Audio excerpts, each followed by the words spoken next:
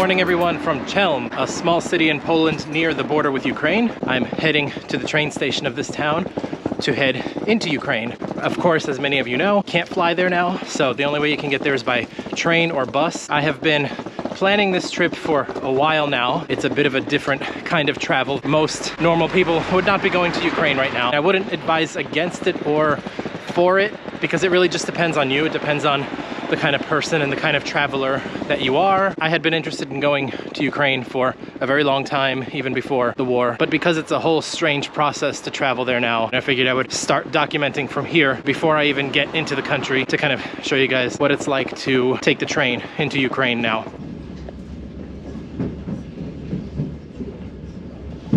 So just started rolling from Chelm, Poland, and getting on the train was pretty simple. There was only one train, this one, at the train station in Chelm, not a very big place. Finding my specific train car was a little bit confusing at first, just for a second, but I just asked one of the train employees standing outside the cars there, and they directed me, and mine was all the way in the back. When I got to my train car, passport and ticket gets checked before you get in, and just to note, you have to print the ticket and have a paper copy of the ticket before heading in. That might be different if you are Ukrainian citizen, but for the rest of us, from what I was able to find, you had to print the ticket. So had my printed ticket and then go in the train, find my compartment. All these trains here have these little sleeper compartments because they're kind of designed for the long haul. Spaces are a little more distant here in this part of the world than they are in Western Europe. Mine, actually, I have it all to myself. Not sure if there's going to be stops along the way and maybe more people will come on, but for now, I have the compartment all to myself. They're usually for 4 people. You have a little table here, and then also there's a little luggage storage underneath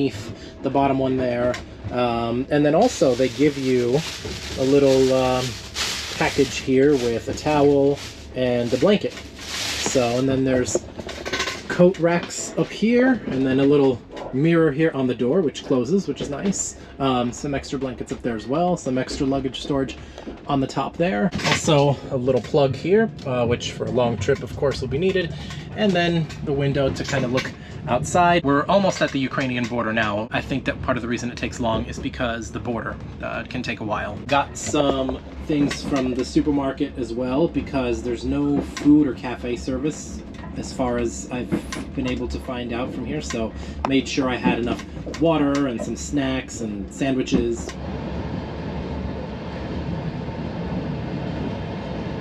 We have crossed the border, done all the border checks, and now we are well on our way. The border crossing did take quite a lot of time between the border check leaving Poland and then the border checks when you arrive on the Ukrainian side. It was nearly 3 hours, but now just rolling smoothly through the plains of Western Ukraine and on our way to the capital.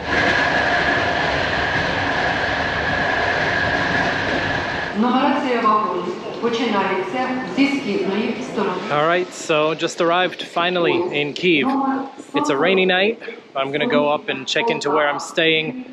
It's a bit far to walk, especially late at night in the rain, so I'm gonna look for a taxi. And now I finally arrived at my accommodations here in Kyiv, and I figured I'd show you guys because it is an interesting looking place. It is the Global Hotel and Hostel, which was recommended by a friend of mine. It's in this old historic building here in the center of Kyiv. It's got hostel rooms that are shared and private hotel rooms as well. I'm staying in one of the private rooms, so let me show you what it looks like. You walk in here and you have this desk area here, coat hooks, nice big bed here, windows, and also because this is in an old historic building, the ceiling has kind of an interesting design, and it's a really high ceiling as well.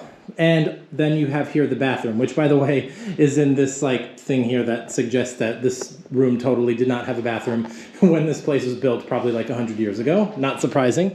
But in here, nothing too impressive about the bathroom itself, of course. Just okay, you know, you've got your shower and your toilet and your sink, but nevertheless, private bathroom, always a great thing. Really, really cannot believe that I am actually here. It hasn't really set in yet. I think tomorrow when I wake up and I see the daylight here in Kyiv, it'll actually really like hit me that like, wow, okay, dude, you're in Kyiv, Ukraine right now.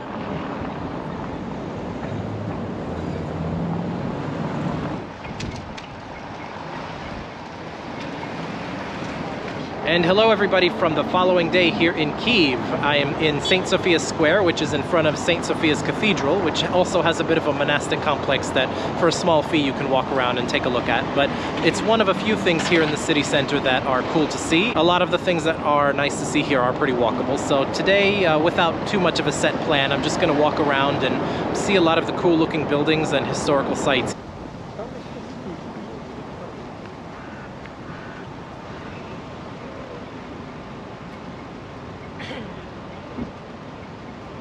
St. Sophia's Cathedral is just down the street from St. Michael's Domed Monastery, which also has some things in front of it that are very relevant to what's going on now in this country. So we can take a look.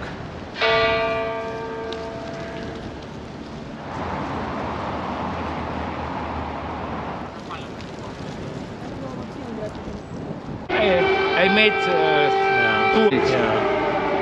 Did you visit Bucha? So as I started talking here with Sergey, the air raid siren did go off for a little bit, just for a minute. And whenever that happens, there is information that gets posted to a Telegram channel in Ukrainian. And you were saying that there's information now about it. There is information here that several minutes ago, just fighter MiG-31K took off from Mozdok. It is northern Caucasus. Northern Caucasus, and these planes are barriers of hypersonic missiles. Missiles. So flight time is just several minutes because it is dangerous. It is dangerous. You see, it is better. It is better. It is recommended by our authorities to use some shelters. But you can see people don't react. I noticed properly. So for me, I heard maybe. Not thousands, but hundreds banshees like this. So it is impossible every time. Just go down. Now, does the air raid siren go off most days? Most, like, how is it, like almost every day at some point? Presently, in any way, this month and in October we heard not much. It was kind of silence, But I'm afraid that Russian just stockpile more missiles in one day. They will attack us. Will attack us. It is very high probability of this. The air raid siren that just went off now, it only went off for like 1 minute. It was very short. It is short, and also it will be when another one will be when it's finished. Okay, so there will be another one. Sometimes it will last hours. Right. Hours. Yeah, and you were saying how people don't react as much, and I was noticing that there wasn't really much of a reaction because you just get used to it, and it's happened so much. Because of our air defense is quite good here, but in districts, in areas closer to battle line, people use shelters. 1 year ago, situation was absolutely different. Because we had not such effective air defense system, and people used different kinds of shelters, such as maybe underground, just underground crossing. Yes, and also the metro too. And the metro is very, very deep. I think it's one of the deepest metros in the whole world. Yes, but not all stations are very deep. Some of them not as deep as others. But it's still generally, if there's a metro stop nearby and you have to go for shelter, it's a good place to go for shelter if you have to. It is the best place. It is the best place, and in times of Soviet Union, when was a threat of nuclear war. Right. So these metro tunnels were used as potential shelter against nuclear attack. Here in front of the monastery, here we have burned out tanks, burned out cars, and a train. So of course, this is relevant to the war going on right now. So what is this exactly, and why is this here? This military hardware exhibition was established 1.5 years ago. So in May of last year, it exhibits just rotate. It's rotated several times, and it consists of some military vehicles, Russian vehicles, and 3 civilian vehicles and wagon. This wagon was put here just several days ago. It is evacuation wagon, which evacuated people from Irpin. Which is a suburb of Kyiv. It's right down the street here. It's not that far. No, it is just maybe 20 kilometers from here. 20. So it's basically on the outskirts of Kyiv. It's not like all the way out in the Donbass. This happened right here, very close to. These wagons, this train cruised from Kyiv to Irpin, just several dozens of kilometers. Sure. And fortunately, this wagon was damaged during its way from Kyiv to Irpin, so it was empty. Right. It was without. Okay, so when passengers. it was shelled, which we see all of the bullet holes in here, when it came under Russian shelling, there were no people inside. Yes, Okay. that's right. Thank God for that, because they went right through. Yes, Yeah. that's right. Fortunately, Yeah. Fortunately, it was without passengers. But these two cars, green one and burned one, rusty one, were fired during evacuation. People from Irpin and Bucha, I don't know exactly, and there were people inside. They were wounded, and some of them were killed. You are living here now in this situation. How do you feel with sort of day-to-day life now, given that the war is still going on and how the situation is now? I'm cautiously optimistic because of we depend on the outer world. We have not our weapon. Especially when we confront so huge and crazy country like Russia. They have a lot of natural resources, they have a lot of money, and they have not brains at all. That's why we need assistance from other world. What do you think when you see this display here, the shelled train car, the civilian cars, the Russian tanks? What are your thoughts when you see this now, when you're looking at this now?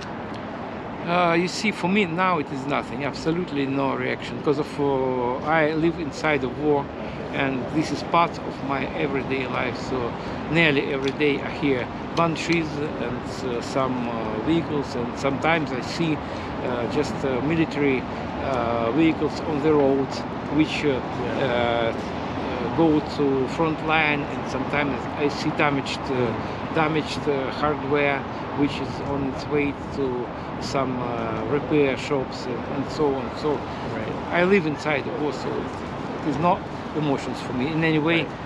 It's just, it is what it is. It's the reality. It is our life. It is real. Before full-scale invasion, it was international sign, so victory.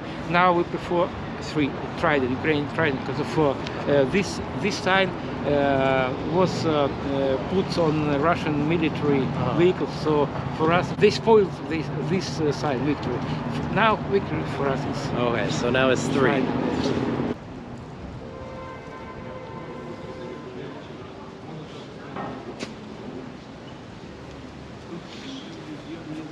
Also in front of the domed monastery here, there are a lot of photos of people here, and Sergei is going to tell us who they are and why they are displayed here. These are not people who died now during the full-scale invasion. This is from 2014. 2014 and further, and further spot dedicated to people who died. I see. Now. So it's like a timeline. It starts from the beginning here, and then as it goes by. And here you can see some addresses. Some wreaths here. They were brought here by maybe top officers of different countries. Wow, okay.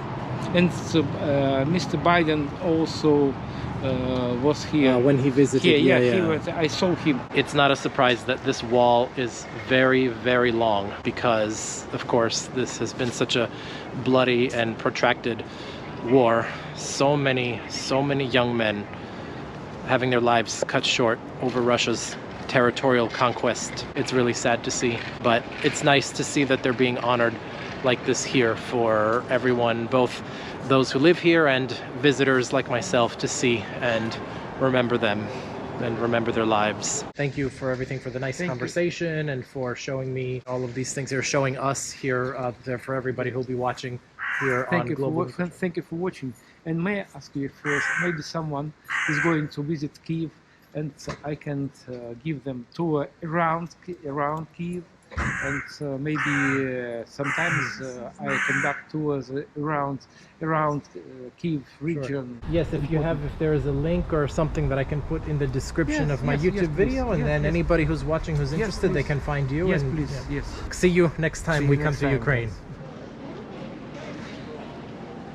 That was nice to get to meet and talk with Sergey over there in front of St. Michael's Dome. Now just ending the day by walking down the Andriivsky descent, basically just a downhill road that connects the upper part of Kyiv with the lower part of Kyiv. You'll see some things that look a little touristy around here. Of course, now at the time that I'm filming this, there's not many tourists. Nevertheless, you know, you still see people out and about, and it's a nice historic street to come and take a look at.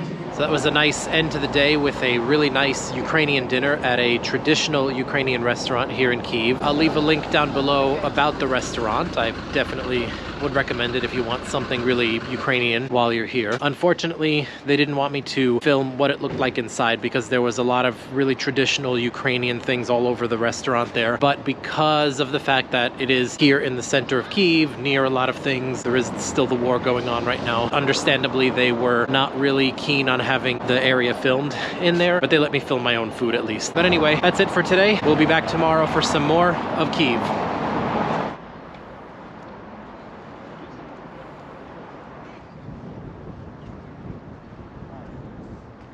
Hello everybody, another day here in Kyiv. I'm starting the day here at the Ukrainian Motherland Monument, which when you see it up close, it's really, really big and really, really tall. It's in an area here just outside of the immediate center where you have a very, very large Ukrainian flag, as well as some other symbols and statues and monuments of historical national significance. As you can imagine, right now, given what is happening right now in Ukraine, there is a very strong sense of patriotism in the country, stronger than you would find in other European countries, which of course is not surprising given the fact that they're fighting for their very existence right now.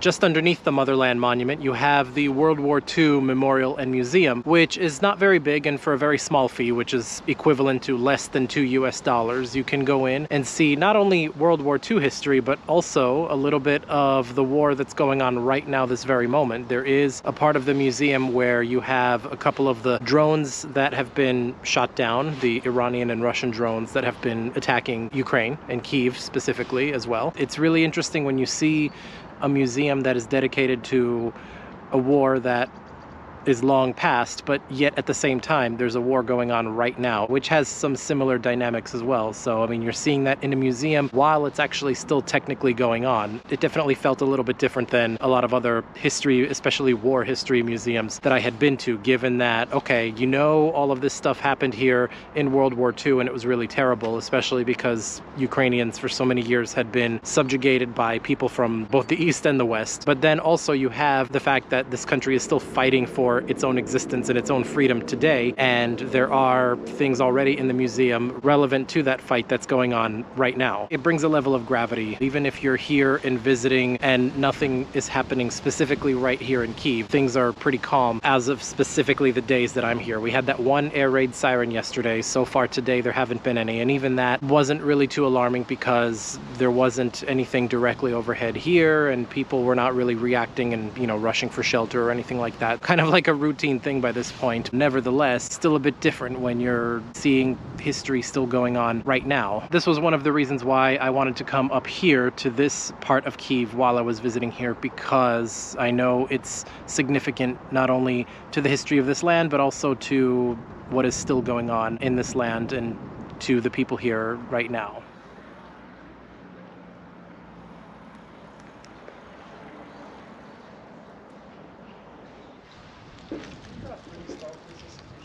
These are pieces of Russian helicopters that were found in the wreckage after the hostilities of last year when Russia tried and failed to take Kyiv.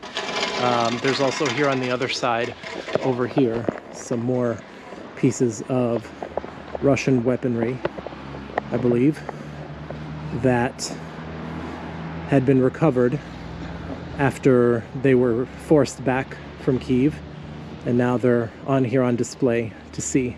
Those of us from the West usually see these kind of things in museums about things that happened generations ago, but this was like literally a year ago. I can understand why they would have these on display here, because the threat still exists. The conflict is not over yet.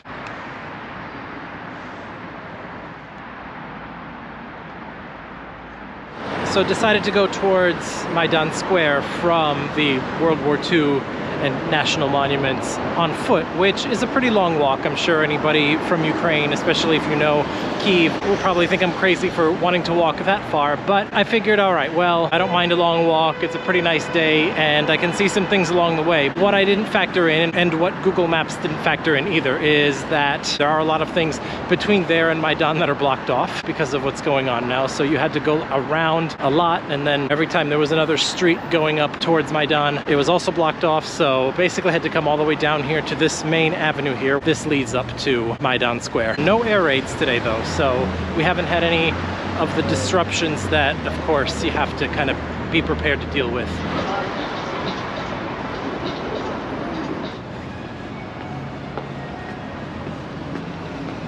So here is Maidan Square, also known as Independence Square. Internationally, this place became known as the place that was flooded with so many thousands of people during the uprising in the end of 2013. You might remember, if you were following world events during that time, when the Russian-backed Viktor Yanukovych was ousted after a popular uprising which saw many thousands of people here in the square. It's cool to see up close. It's pretty big. It's not a completely flat square. There is on the other side of the street in front of the monument here also some things that are honoring the people who are fighting for Ukraine right now.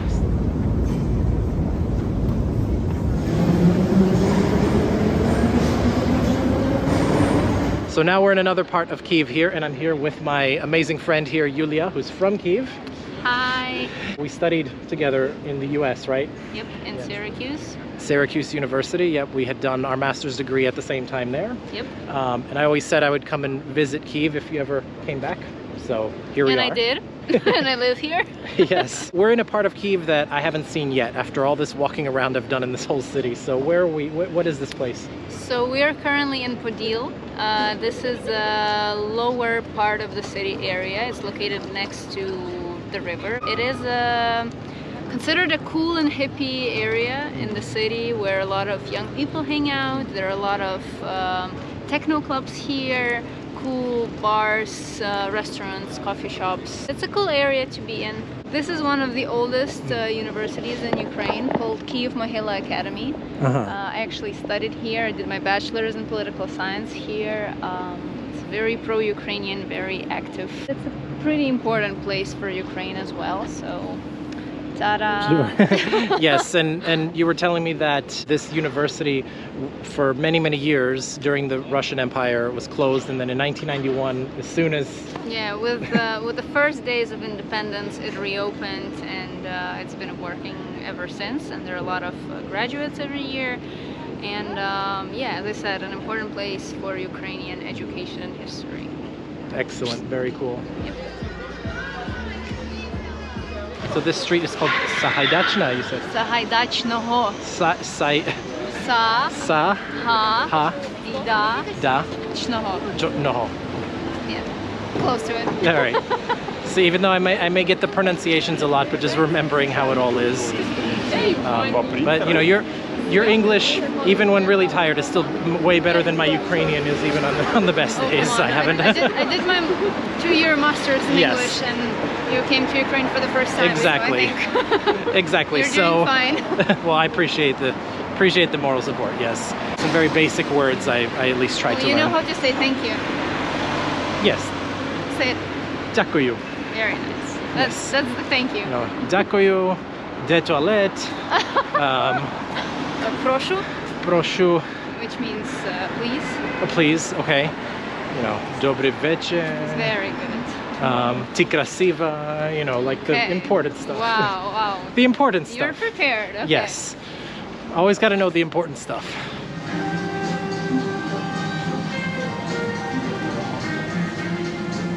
Yulia has taken me to, she's surprised me by taking me to this Crimean Tatar restaurant. And the first of what we got here is in front of us. So, Yulia, what do we have here?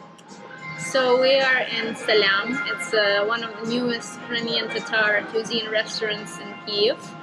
And here we have yantiki, which is basically like Crimean Tatar crepes with sour cheese inside of them called brinza, and you have sauces for those yantiki over here, and some bread and some Ukrainian Odessa wine. Yes, and I'm having a weird non-alcoholic drink, khoshav. It's from walnuts, prunes, something like that. Yeah. Looks and smells really good. Can't wait to try. And our mains are here. On the menu, this is called Tatar Ash, which is basically dumplings with meat, but it's got some pistachio on the top. And you got fish. I have salmon on the cabbage, zucchini pillow. Very nice. Very nice. So we're gonna just dig right in and not keep talking because it's so good and we want to enjoy it while it's fresh. So that was really cool. Thank you for that, Yulia. The first time I've ever had the Crimean Tatar food. So that was a... Hopefully next time we're gonna have it in Crimea. Yes, that's right. Hopefully.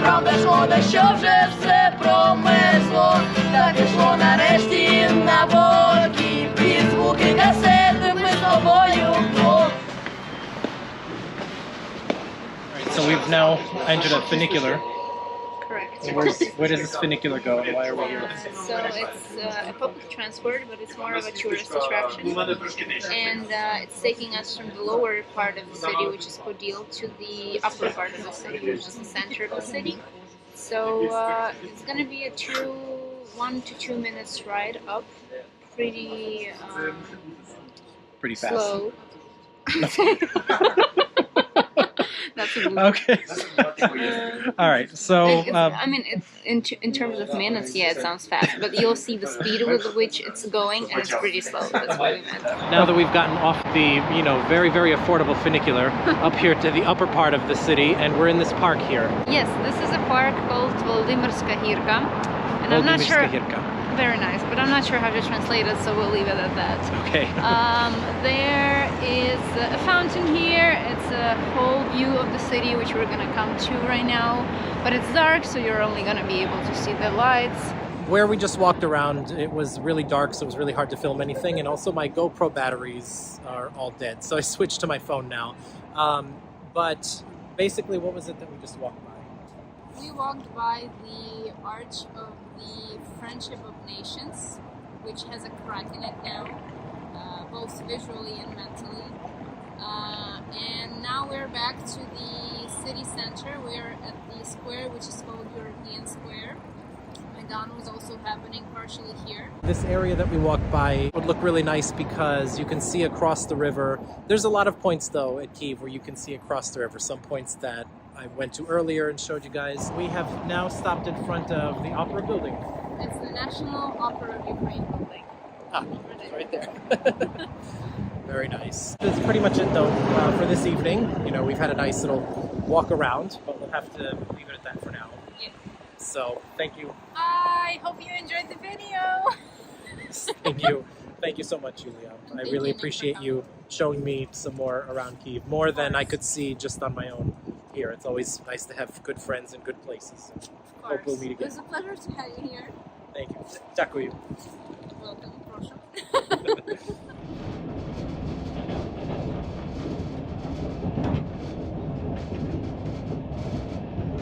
So now I'm on the train leaving Kyiv and heading back to Poland because Kyiv is the only place I'm going to see in Ukraine on this particular trip. But I do hope that there will be trips to Ukraine in the future to see more parts of this country because Ukraine is a pretty big country with a lot of great places to see. But more importantly, I hope that the war can end here so that it can be not only peaceful again here, but also free as well. Free from aggression, free from bombing and drone attacks and occupation and all of the other really horrible atrocities that are being committed against people of Ukraine right now. You know, nobody would want this to happen to them. So I hope that very quickly we can see an end to this, and that Ukraine can recover from the war and the people can move on from this horrible reality that they're living today. From the very short glimpse that I got in Kyiv, which of course, being that it's the capital city, it's only a very small snapshot of life in Ukraine. It would be very different if I was seeing cities that are smaller and closer to the front lines and that are much closer to the hardest realities of the war. On the surface, when you walk around Kyiv and you see everyday life going on now, it looks pretty normal. And on the surface, you know, everything seems okay. But the reality is that it's still life during war, and it can be disrupted at any point. No matter how numb you get to the situation, people are still dealing with this added stress in their life. There is a big fear that things have been relatively quiet lately because Russia is gearing up for a winter assault. It's almost winter now, and so there is a fear that as soon as winter starts, there will be a new assault from Russia targeting critical infrastructure. Of course, hopefully that's not the case, and you know, whatever anticipated assaults are on the way don't materialize. I'm gonna leave it at that for now. I hope that you all have enjoyed this video about visiting Kyiv during wartime. I do hope that people out there watching this from around the world don't forget about Ukraine, because you know, Ukraine is a great country and the people of Ukraine are really great and don't deserve what's happening to them. Nobody would want this, what's going on in Ukraine right now, to be happening in their country. I hope that you have subscribed to the channel if you haven't already, and give this video a like as well. And I hope that you will stay tuned for the next travel video, because there are many more on the way that I'm filming during this current trip that I'm on right now, which includes more than just Ukraine. So until then, take care and travel better.